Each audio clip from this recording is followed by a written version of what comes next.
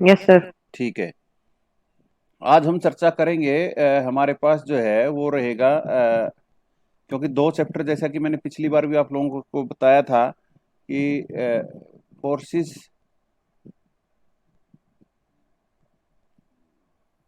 Forces अभी हम लोग जो बात कर रहे हैं वो टू डायमेंशन की बात कर रहे हैं students. Forces in two dimension, यानी अगर आप सही से कहोगे तो एक्स एक्सिस या वाई एक्सिस, यानी अगर कोई फोर्स यहाँ पे मौजूद होगा तो एक तरह से ऐसा होगा, F1I F2J। अगर मैं कार्टिजियन कोऑर्डिनेट्स की बात करूं, अगर मैं पोलर कोऑर्डिनेट्स की बात करूंगा तो वो फोर्स कुछ ऐसा होगा, F1E डायरेक्शन जो भी है, और एक दूसरी आपकी ई थीटा जो है डायरेक्शन जो भी है ये रहेगी, यानी हमारे पास ऐसा होगा। तो मैं जो चर्चा कर रहा हूँ अभी टू डायमेंशन की, टू डायमेंशन में जो है कोई भी लाइन, क्योंकि फोर्स जो है वो रिप्रेजेंट होता है एक स्ट्रेट लाइन, उसका मैग्नीट्यूड को रिप्रेजेंट करती है, एरो उसकी डायरेक्शन को रिप्रेजेंट करती है। ठीक है, magnitude and direction.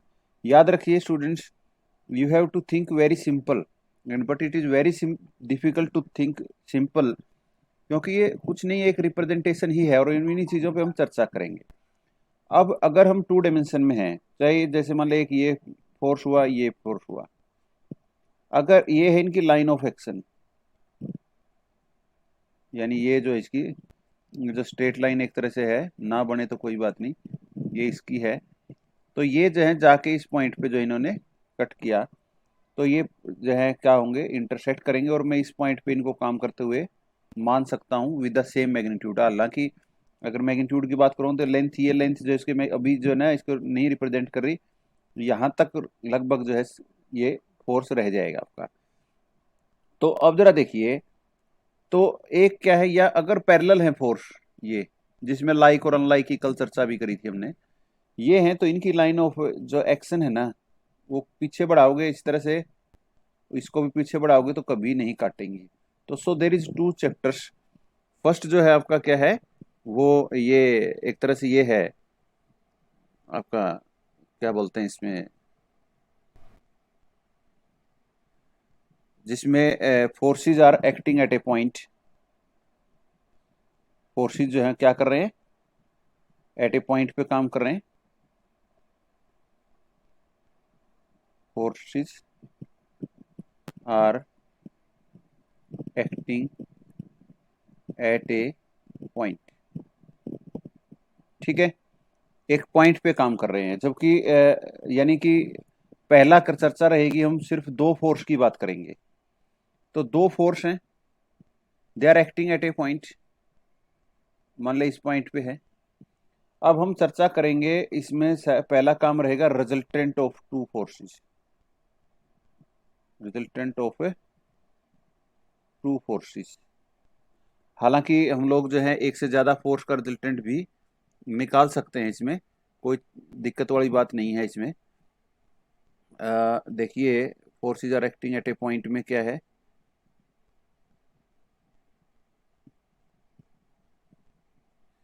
Forces are acting at a point. तो जरा देखो इसमें क्या रहेगा स्टूडेंट्स, कि भाई हम लोग बात करेंगे रिजल्टेंट की। What you mean by resultant, resultant से आपका क्या मतलब है, what you mean by resultant.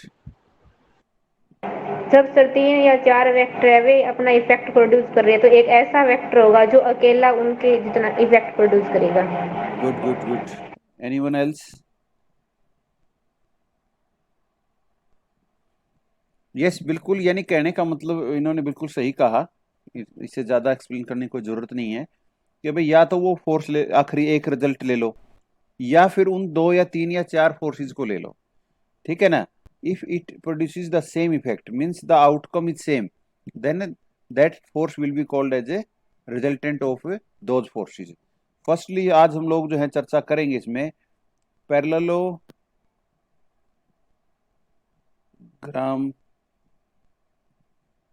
Law of forces. Parallelogram law का मतलब यहाँ पे सिर्फ इतना सा है, इसको मैं पैरेललोग्राम लॉ ऑफ वेक्टर्स भी बोल सकता हूँ। ठीक है ना। इट डजेंट मीन कि ये जो पैरेललोग्राम लॉ है वो सिर्फ फोर्सेस के लिए ही एप्लीकेबल है। It can be applied on any vector quantities. What it says, if two forces are acting at a point, then their resultant is represented by the diagonal made by taking these two forces as their sides। यानी अगर आप इन forces को parallelogram की दो sides ले लो तो जो diagonal होगा वो इन दोनों फोर्सेस के, मान लिया कि ये फोर्स F1 है, ये F2 फोर्स है, या यू कैन से, क्योंकि हम इसके अंदर P और Q लेंगे तो इसको P कह देते हैं, इसको Q कह देते हैं। तो ये दोनों फोर्स, यानी एक ये O है, ये A है, ये B है, ये C है। तो OABC एक पैरेललोग्राम है जिसकी दो एडजेसेंट साइड्स, एक फोर्स P से रिप्रेजेंट होती है, एक फोर्स Q को रिप्रेजेंट करती है।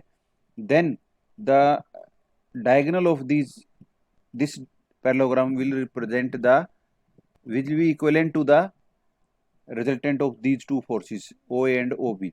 you can say resultant of these two vectors। तो इसको हम R कहते हैं। अब मुझे जो है, अब ये दो फोर्स हैं P और Q, ठीक है जी, इन दोनों के बीच में के एंगल जो 2 अल्फा लिया है, एक्चुअली आपको टेंशन लेने की जरूरत नहीं है इसमें कि 2 अल्फा क्यों लिया, क्योंकि बाद में हम जो है एक तरह से हाफ एंगल हो जाता है ना, तो 2 अल्फा का हाफ अल्फा रह जाता है। इसीलिए हमारी सूटेबिलिटी के लिए हमने जो है इस एंगल को 2 alpha, but you can take it as alpha also, आप इसको अल्फा भी ले सकते हैं और कहीं जरूरत पड़े तो 2 अल्फा भी लिया जा सकता है। तो हम इसको अल्फा ले लेते हैं। तो जरा देखिए भाई, इन दोनों के बीच में अल्फा एंगल है, this angle is alpha.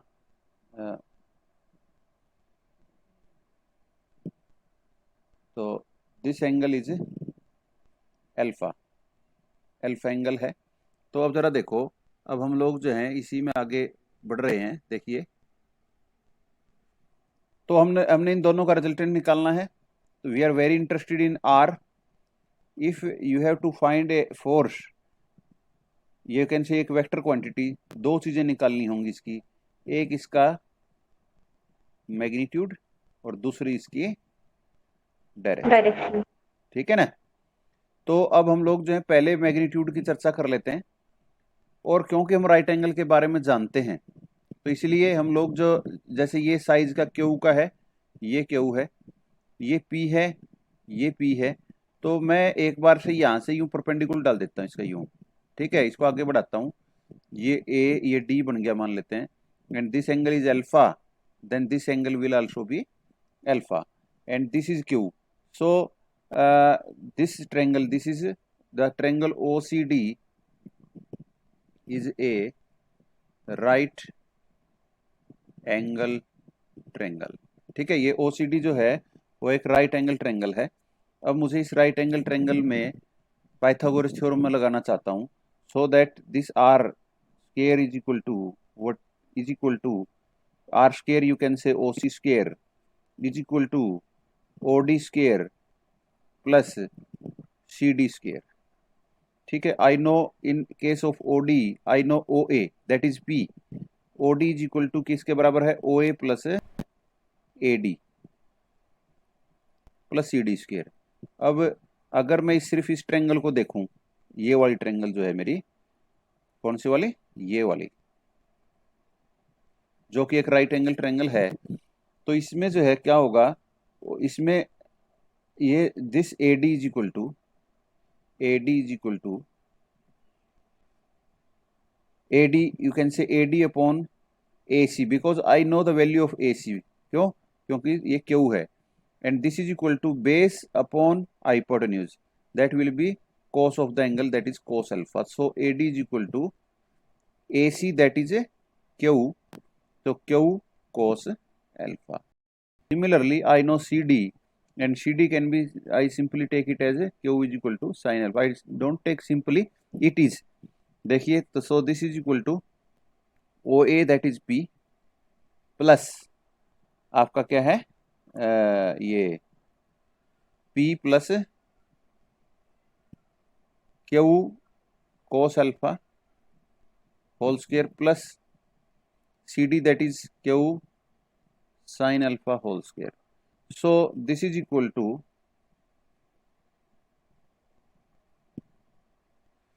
so R square is equal to O, this P square plus Q square cos square alpha plus 2PQ cos alpha plus Q square sin square alpha. तो सो P square, इन दोनों में से Q square common, और this Q square यानी cos square alpha plus sin square alpha, that will be your 1. This its value is 1, its value is 1. तो so plus जो है आपका क्या हो जाएगा, Q square 2PQ cos alpha. तो so this is equal to P square plus Q square plus 2PQ cos alpha. And so we can say it implies R is equal to under root of P square plus Q square plus 2PQ cos alpha. ठीक है. So I have got the value of resultant R, but what I have to find, I have to find the direction. Direction हमने क्या की है कि सारी direction with respect to this line, ये जो अपनी लाइन है ना वो ए जो है इसके हिसाब से लिए, क्योंकि हमने ये एंगल भी इसी के हिसाब से लिया है. तो अब हमने इसी को एक तरह से इनिशियल लाइन माना हुआ है. तो जो ये एंगल जो बनेगा ये वाला, ये मुझे पता करना. Suppose it is theta. In case of the triangle, अगर मैं कहूं in case of this triangle OECD, in triangle OCD, CD मुझे tangent of the angle is equal to, students आपने साइन ऑफ द एंगल क्यों नहीं लिया, cos of the angle क्यों नहीं लिया, क्योंकि अगर मैं साइन ऑफ द एंगल में लेता हूं तो मुझे OD अपॉन OC करना पड़ेगा, और R मुझे पहले पता करना पड़ेगा, और R अननोन वैल्यू है. तो इसलिए answer should be always in non things. Unknowns को फिर आगे फर्दर कैलकुलेशन करनी पड़ेगी, इसलिए आप लोग जो उन चीजों से बचें. तो सो हम टेंजेंट ऑफ द एंगल निकाल रहे हैं, क्योंकि टेंजेंट के अंदर हमारा CD अपॉन क्या हो जाएगा, ये AD. CD is equal to your Q sine alpha plus AD is equal to P plus Q cos alpha. तो ये आपका टेंजेंट ऑफ द एंगल आ जाएगा, क्योंकि इनिशियली हमें क्यू दिया हुआ है, P दिया हुआ है, अल्फा दिया हुआ है. तो सो द थिंग्स आर की जो नॉन क्वांटिटीज हैं यानी जो हमें दी हुई है उनमें हमने इसकी वैल्यू निकाली, और इस तरीके से हम लोगों ने जो है R भी निकाल दिया, और आपका जो है क्या बोलते हैं इसको, ये मैग्नीट्यूड भी निकाल दिया. ठीक है बच्चों, एक बात और याद रखना आप लोग कि जरूरी नहीं, एक तरह से आप लोगों को मैं बताऊं कि भाई जरूरी नहीं कि आप उल्टा भी निकालना पड़ सकता है आपको कभी. उल्टा निकालने का मतलब क्या है, अरे भाई एक मिनट,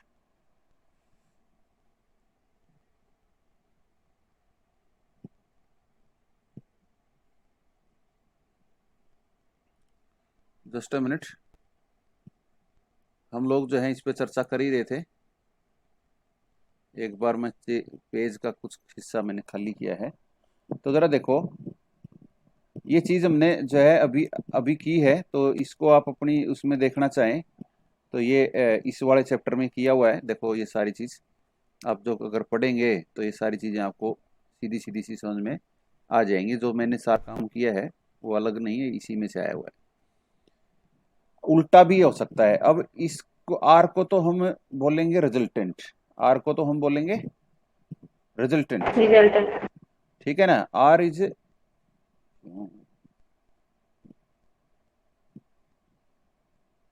एक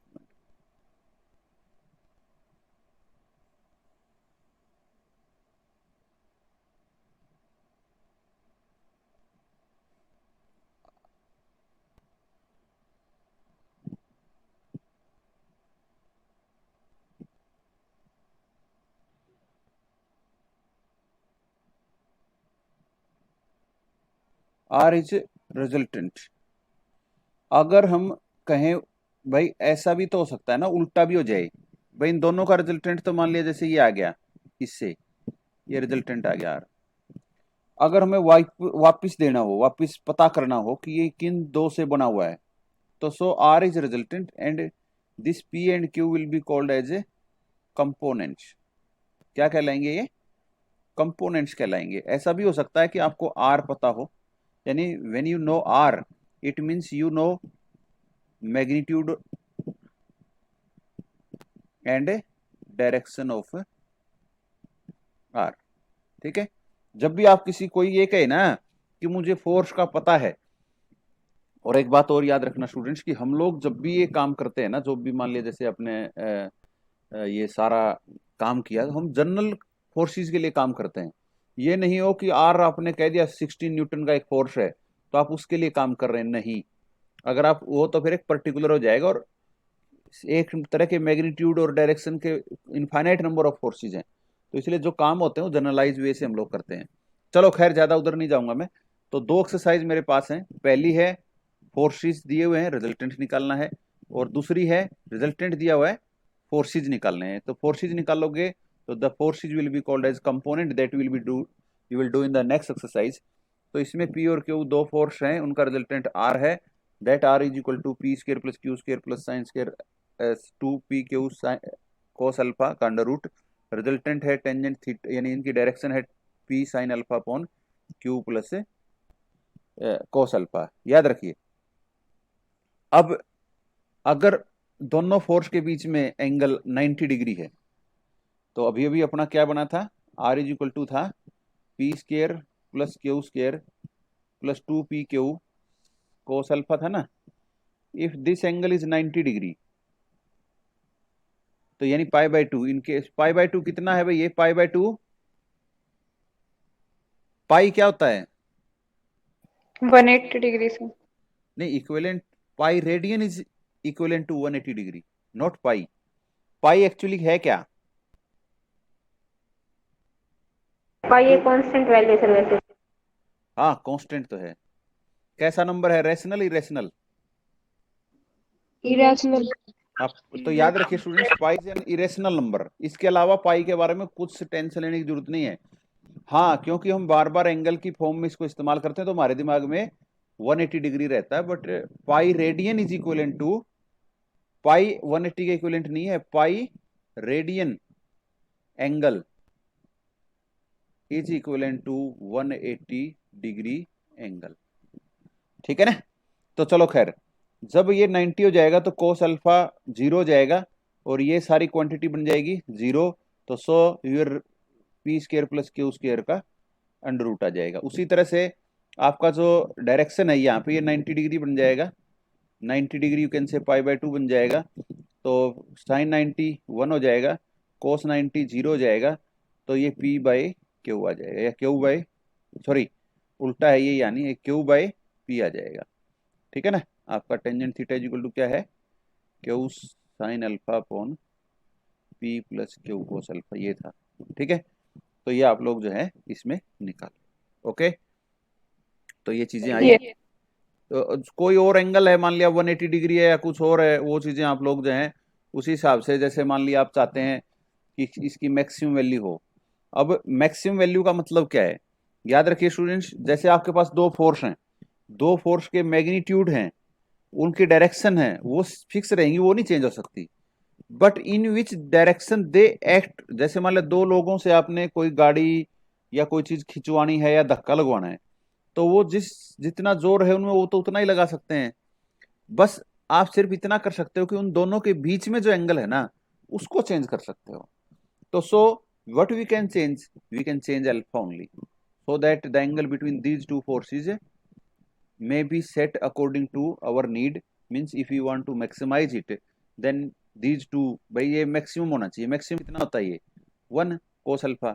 कब होता है, जब अल्फा कितना हो 0 degree. when alpha is 0 degree it means forces are in a same direction।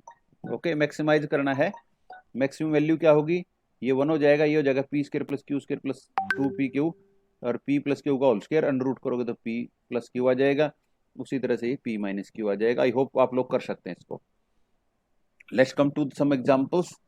Find the magnitude and direction of the resultant of two forces of magnitude 12 newton 14 newton acting at a point and incline to each other at an angle 45 degree. Magnitude निकालना है आपने, result magnitude and direction. तो so magnitude तो ये value रख दो, ये आ जाएगा। कर लोगे इसको? आई होप कोई दिक्कत नहीं आनी चाहिए। अब उसे कर लेंगे हाँ हाँ सर। You can do. अब नेक्स्ट करते हैं, two forces P and 2P act on an angle, act on a particle एक पॉइंट जो है पे काम कर रहे हैं एक तरीके से। Whenever they are acting on a particle या acting on a body then they can be suppose to act at a point. मैं आपको ये भी बता रहा था कि आपको लगेगा कि भाई कहीं यहाँ ये यहाँ काम कर रहा है, ये यहाँ काम कर रहा है, तो भी आप इसको एक पॉइंट पे काम करता हुआ मान सकते हो, क्योंकि इसको पीछे की तरफ लेके जाओगे, इसको पीछे की तरफ लेके जाओगे तो कहीं ना कहीं एक पॉइंट पे इंटरसेक्ट करेंगे। चलो कोई बात नहीं।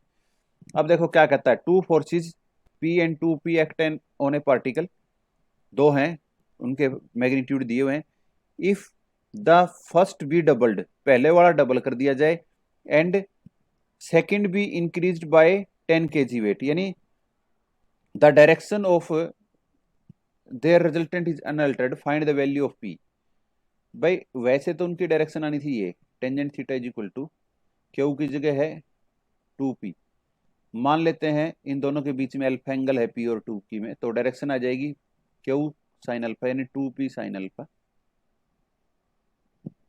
और P plus 2P cos alpha. Okay, अब क्या किया, if the first be doubled, पहले वाले को डबल कर दिया, यानी P को कर दिया 2P, and second be increased by 2 kg weight, तो 2P के अंदर क्या ऐड कर दिया,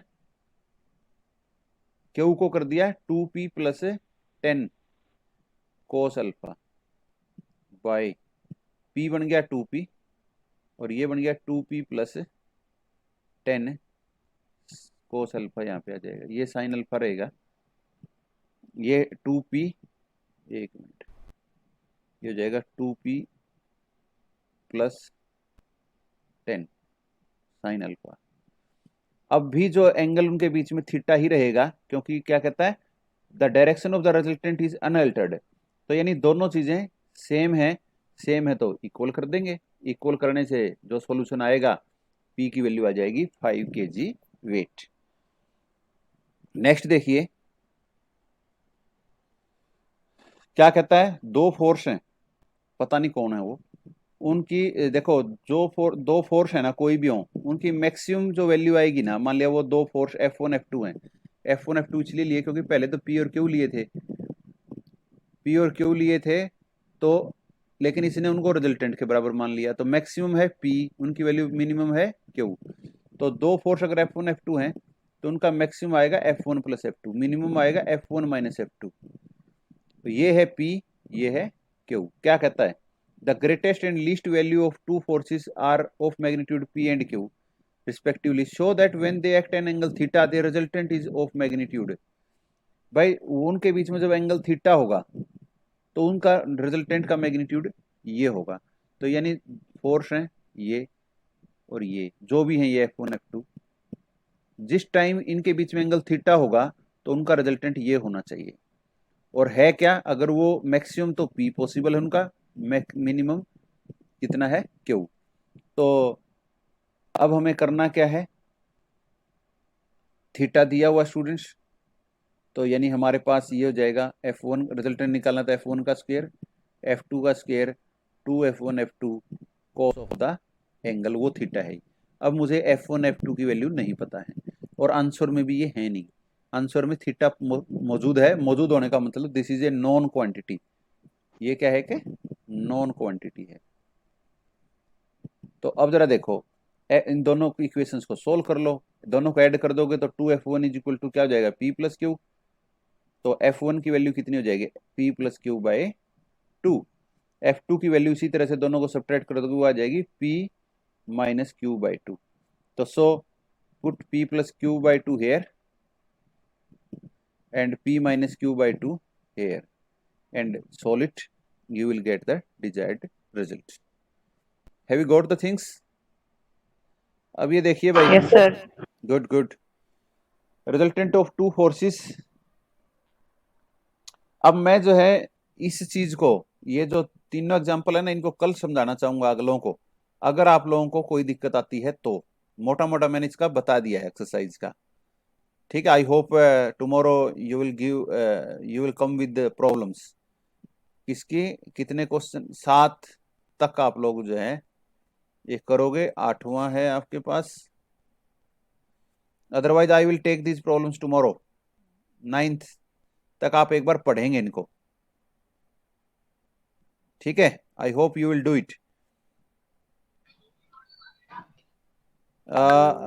मैं एक बार आप लोगों से अगली एक्सरसाइज के बारे में चर्चा करना चाहता हूँ। Otherwise I will come to this tomorrow. वापस 4th से मैं कल वापस आऊंगा। क्यों? क्योंकि मैंने बेसिक बेसिक दोनों चीजें बातें आपको बताई दी हैं। अब अगर आप सही से देखें, अब हमने बात करनी है कि 2 फोर्स थे तब तो, ठीक है। अब यू कैन से, अब हम लोग जो काम करना जा रहे हैं ना, अब वो जो काम करेंगे, अभी तक तो हमारे फोर्स का रिजल्टेंट किस डायरेक्शन में आ रहा था। अब हम एक तरह से कंपोनेंट निकालेंगे, जैसे, या यू कैन से कि भाई कोई फोर्स मेरे पास होता है, उसका इफेक्ट किसी डायरेक्शन में क्या है। अब यहाँ पे हमें 2 कंपोनेंट निकालेंगे इसके। एक मान लिया उसके साथ अल्फा एंगल बना रहा होगा, एक उसके साथ बीटा एंगल बना रहा होगा। तो अब हमें जो है क्या करना है, ये दोनों निकालने हैं। यानी अगर मैं कहूं तो ये P और ये Q। मुझे पता है F का, मुझे पता है इस एंगल का, ठीक है ना, किसका? ये अल्फा का। मुझे पता है बीटा का। तो मुझे अब पता करना है किस किस का। भाई जिस कंपोनेंट क्या होता है, एक जब ये एंगल 90 डिग्री बन जाएगा ना, ये पूरा इन दोनों के बीच में, तो these two will be called as resolved parts. Otherwise this will be called as a components. Resolved parts कहलाएंगे, अदरवाइज हम लोग कहेंगे कंपोनेंट्स।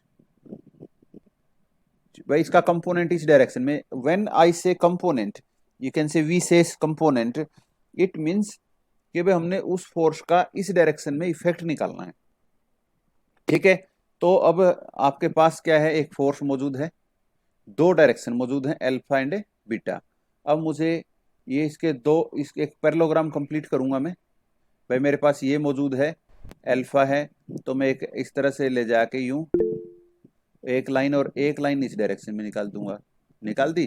फिर मैं इस पे जो है ना एक लाइन ऐसे इस पे ऐसे निकाल दूंगा, जो इस पॉइंट पे काम करेगी। यानी फोर्स का लेंथ तो मिलेगी मुझे, इस पॉइंट पे रख के और इसके पैरेलल एक लाइन ऐसे डाल दूंगा यूं, ठीक है। तो इसको ये इस पॉइंट पे काटेगी और ये हो जाएंगे बराबर। अब हम इस पे अगर हम देखें इसको, तो so this will become a parallelogram and this angle is beta, तो सो ये अपोजिट एंगल हो जाएंगे।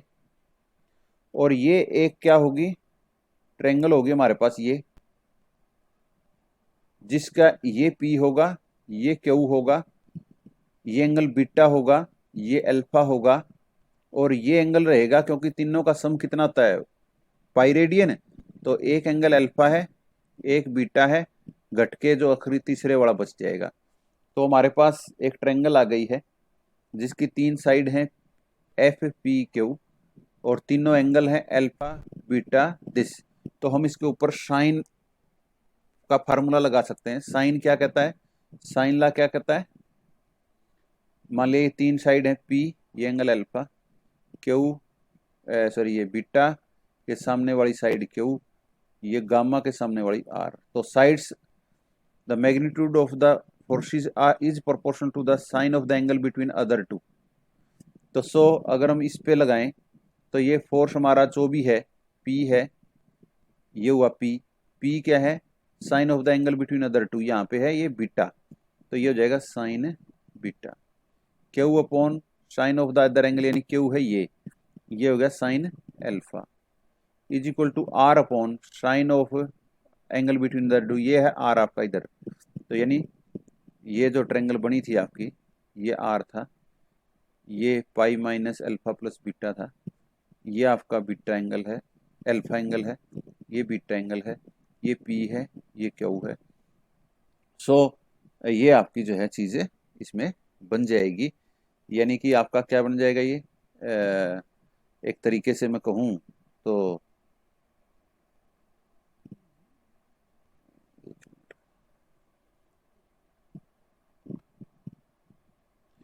एक तरीके से हमारा ये क्या आ गया था, पी अपॉन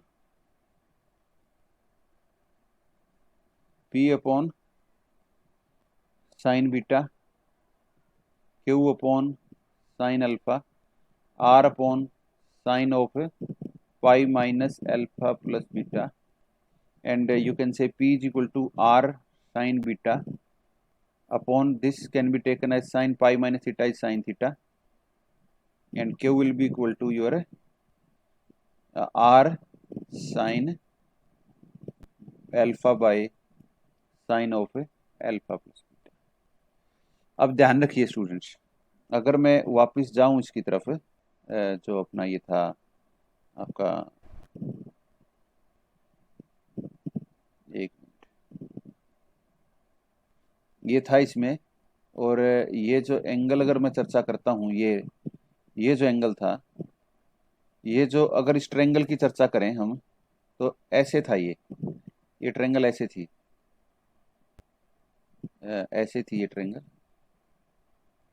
ये अल्फा था, ये पी था, ये आर था, ये क्यू था, ये बीटा था। अब पी की जो वैल्यू आई है sine of the this angle आई है, तो यानी कि ये एंगल नहीं है, अदर टू है, यानी अगर आप पी की वैल्यू निकालना चाहते हो तो R is equal to R sine of other angle, यानी other between other two by sine of sum of angle.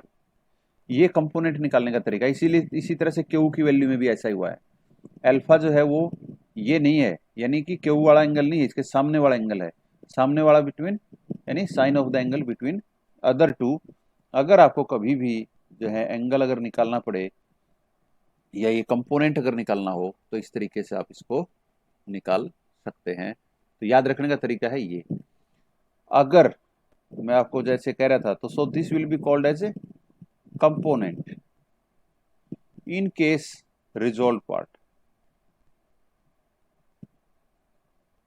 in case resolved part angle between components is pi by 2 यानी 90 degree.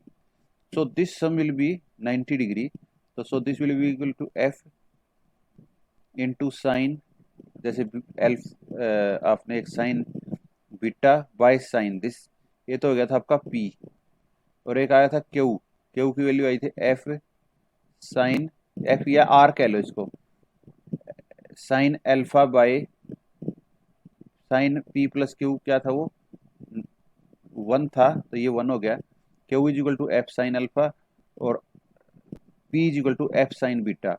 अगर मैं सही से देखूं तो अल्फा प्लस बीटा जो है वो किसके बराबर है, पाई बाय 2 के बराबर है, तो बीटा इज इक्वल टू क्या हो गया, पाई बाय 2 माइनस अल्फा, यानी एक एंगल मुझे पता, तो पी इज इक्वल टू हो गया F sine pi by 2 minus alpha, so p will be equal to q cos alpha, r will be equal to q will be equal to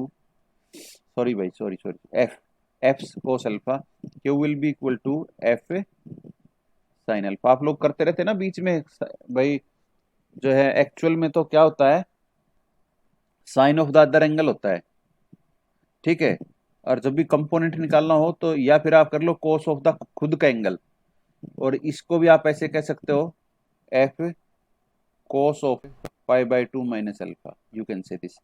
तो कभी भी किसी फोर्स का किसी भी डायरेक्शन में कंपोनेंट रिजोल्व पार्ट निकालना हो तो आप इस तरीके से निकाल सकते हैं, जैसे किसने बाद में चर्चा भी की हुई इसके अंदर, ये देखो ये रही, ठीक है ना, ये आप लोग चाहो तो ये वही आएगा रिजोल्व पार्ट की को क्या क्या क्या है ये। तो आज के लिए इतना ही है स्टूडेंट्स, आई होप ये दोनों एक्सरसाइज आप लोगों को थोड़ी थोड़ी जो है चीज़ें समझ में आई होंगी। इसके ऊपर चर्चा हम कल चौथे एग्जाम्पल से शुरू करेंगे, पिछली एक्सरसाइज के से, और इसकी चर्चा भी हम लोग साथ साथ करेंगे। Yes, if any question?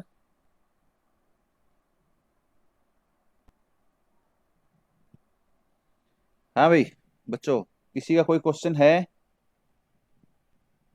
हाँ सर। आवाज साफ आ रही आज? Yes sir.